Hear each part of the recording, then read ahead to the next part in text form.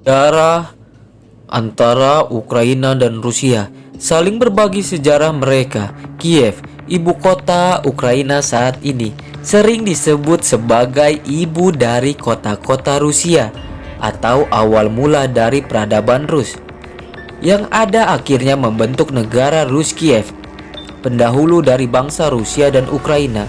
Setelah invasi Mongolia ke Rus Kiev, sejarah antara Rusia dan Ukraina mulai bercabang. Provinsi di utara Rus Kiev yang tersisa menyatukan diri menjadi Ketsaran Rusia. Setelah itu, wilayah tersebut berada di bawah kekuasaan Kehariapatihan Lituania, kemudian diikuti oleh Persemakmuran Polandia-Lituania.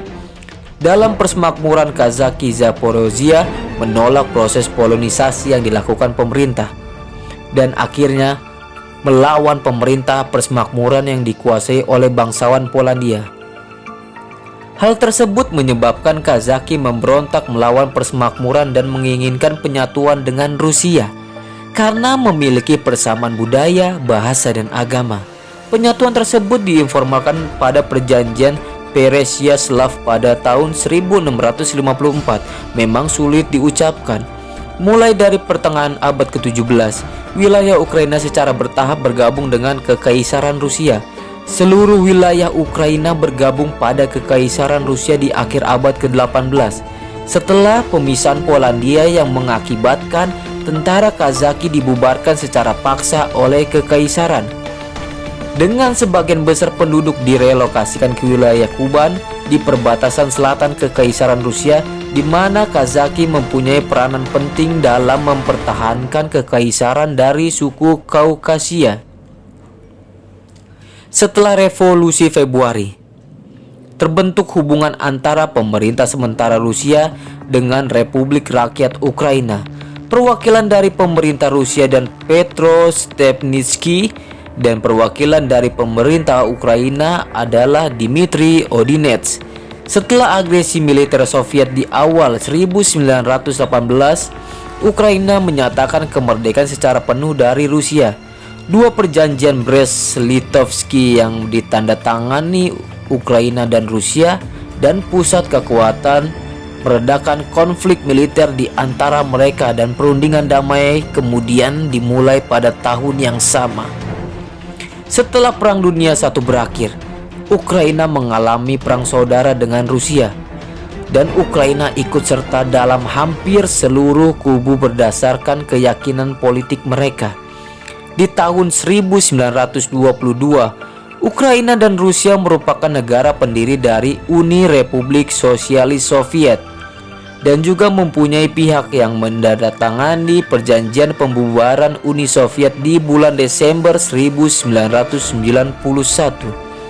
Pada tahun 1932 sampai 1933, Ukraina mengalami Holodomor, atau bahasa Ukrainanya pembantaian oleh kelaparan, yang berasal dari kata pembunuhan oleh kelaparan, yang merupakan bencana kelaparan terencana yang menyebabkan terbunuhnya 7,5 juta rakyat Ukraina sejak tahun 2006. Holodomor telah diakui sebagai genosida terhadap warga Ukraina oleh negara Ukraina saat ini dan beberapa negara lain. Para cendekiawan tidak setuju jika Holodomor disebabkan oleh faktor alam dan kebijakan ekonomi yang buruk, melainkan jika Holodomor telah direncanakan oleh Joseph Stalin sebagai pembantaian yang tersistematis. Dengan beberapa tindakan seperti menolak bantuan luar, pengambilan paksa makanan, dan pembatasan pergerakan penduduk, membuat Holodomor didefinisikan sebagai genosida dengan jumlah korban tewas dapat dibandingkan dengan Holocaust. Hanya saja, tidak ada bukti otentik jika kebijakan dan tindakan yang Soviet lakukan bertujuan untuk melenyapkan nasionalisme Ukraina, sehingga membuat sulit dapat diakui sebagai genosida. Dan karena itulah, beberapa cendekiawan yang lain berpendapat bila Holodomor merupakan akibat dari masalah ekonomi yang berhubungan dengan perubahan ekonomi secara radikal yang dilaksanakan selama periode pengambilan paksa aset pribadi dan industrialisasi di Soviet. Pada tahun 2010, 13 Januari, pengadilan Kiev memutuskan Stalin, Kaganovich, Molotov, Kossyor, Chubar, dan fungsionaris Partai Komunis Uni Soviet lainnya bersalah atas pembantaian terhadap warga Ukraina selama Holodomor.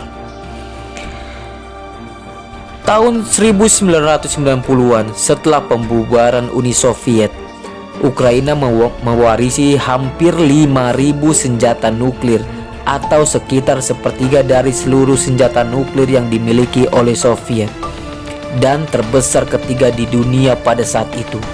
130 rudal balistik antar benua UL-100N dengan masing-masing 6 hulu ledak, 46 RT-23 Molotov dengan masing-masing 10 hulu ledak, serta 33 pesawat pengebom berat dengan keseluruhan sekitar 1.700 hulu ledak yang berada di wilayah Ukraina.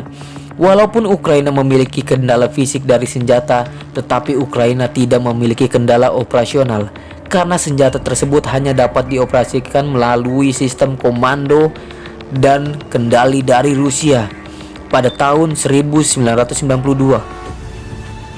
Ukraina setuju untuk menghancurkan lebih dari 3.000 senjata nuklir taktis setelah penandatanganan dari Memorandum Budapest tentang jaminan keamanan antara Amerika Serikat, Britania Raya, dan Rusia, serta perjanjian serupa dengan Prancis dan Cina. Ukraina setuju untuk menghancurkan sisa senjata nuklirnya dan bergabung dengan perjanjian non-proliferasi nuklir atau NPT.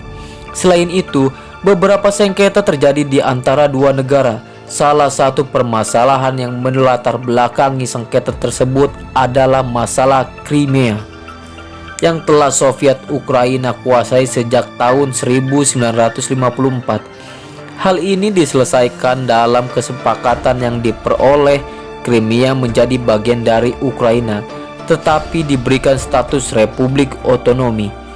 Sengketa utama diberikan adalah kota Sevastopol yang merupakan markas dari Armada Laut Hitam. Ketika masa pembubaran Uni Soviet, Sevastopol bersama dengan wilayah Ukraina lainnya berpartisipasi dalam referendum nasional untuk menentukan kemerdekaan Ukraina. 58% penduduk Sevastopol memilih untuk bergabung dengan Ukraina. Namun Majelis Agung Rusia memutuskan untuk mengklaim kembali Sevastopol sebagai wilayah Ukraina pada tahun 1993. Setelah negosiasi yang mendalam selama beberapa tahun, pada tahun 1997 masalah tersebut terselesaikan dengan membagi Armada Laut Hitam, dan pangkalan Angkatan Laut di Sevastopol disewakan ke Angkatan Laut Rusia pada tahun 2017. Pada tahun 97, perjanjian persahabatan ditandatangani. Perjanjian tersebut mengatur kemitraan strategis, menghormati wilayah dan perbatasan antar negara, berkomitmen untuk tidak membahayakan antar negara. Sengketa utama lainnya adalah pasokan energi. Beberapa jalur pipa minyak dan gas Soviet Eropa Barat berada di Ukraina. Kemudian setelah perjanjian baru disahkan, tunggakan utang gas Ukraina terhadap Rusia telah terbayarkan dengan transfer beberapa senjata yang Ukraina warisi dari Uni Soviet ke Rusia, seperti pesawat pengebom strategis Tu-160 pada tahun 1990-an. Kemudian kedua negara bersama dengan negara bekas Soviet lainnya mendirikan Persemakmuran Negara-Negara Merdeka. Sementara ekspor Ukraina ke Rusia berkurang dari 26,2% pada tahun 97 menjadi sekitar 23% pada tahun 98 sampai 2000. Impor Ukraina dari Rusia tetap stabil di kisaran 40 sampai 50% dari total impor.